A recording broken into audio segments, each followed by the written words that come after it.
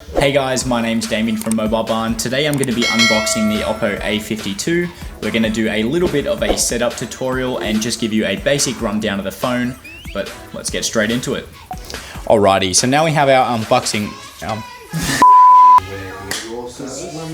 Alrighty, so today we're going to be unboxing this A52. We have our unboxing gloves on, so we're just going to cut into the plastic and away we go.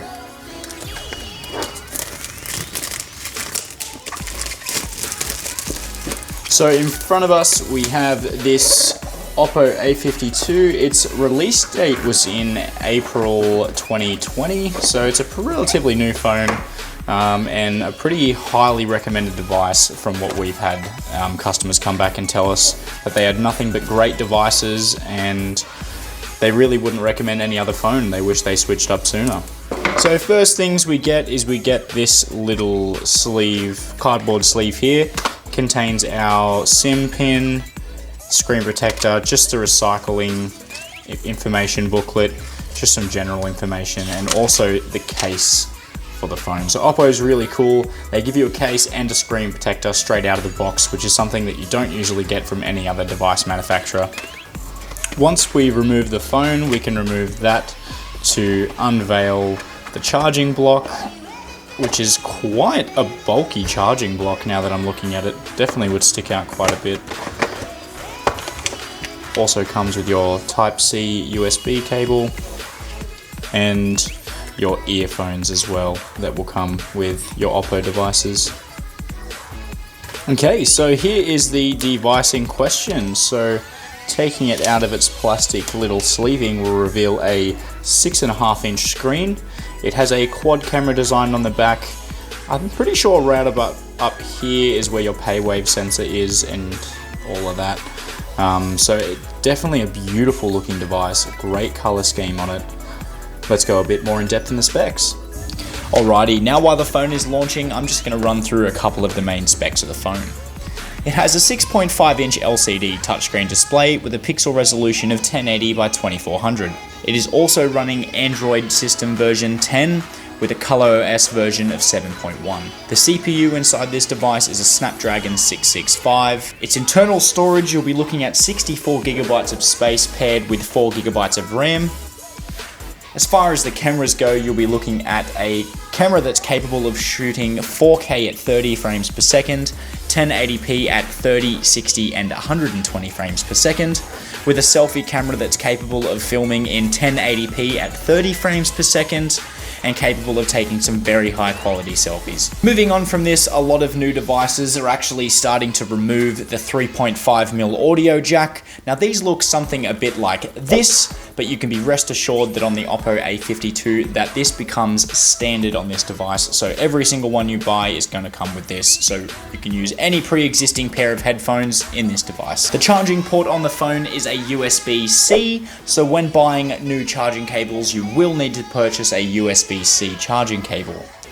It is using a lithium polymer 5000 milliamp non-removable battery, and it is capable of being charged very quickly using its 18-watt fast charging block.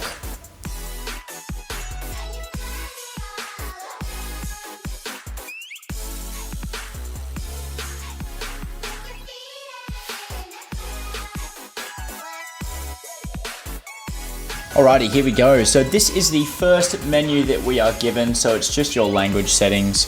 So this, we are obviously doing English, Australia.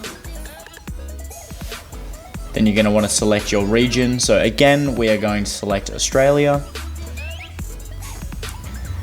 Okay, so next part here, it's just telling you the terms of service. Now you need to agree to these terms of services to be able to use almost 90% of the device. So if you do not agree to the terms of service of using this device, you will not be able to use it to its maximum capacity, and in some cases you won't even be able to use the device at all.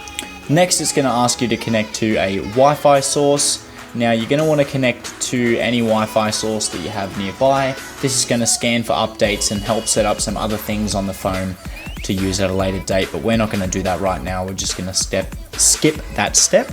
This is an optional thing. This selection right here is just asking if you want to intelligently select and connect to the best Wi-Fi networks by detecting the Wi-Fi network quality. So this one's just going to find the quickest network for you and what's going to work best for you and automatically connect to that one.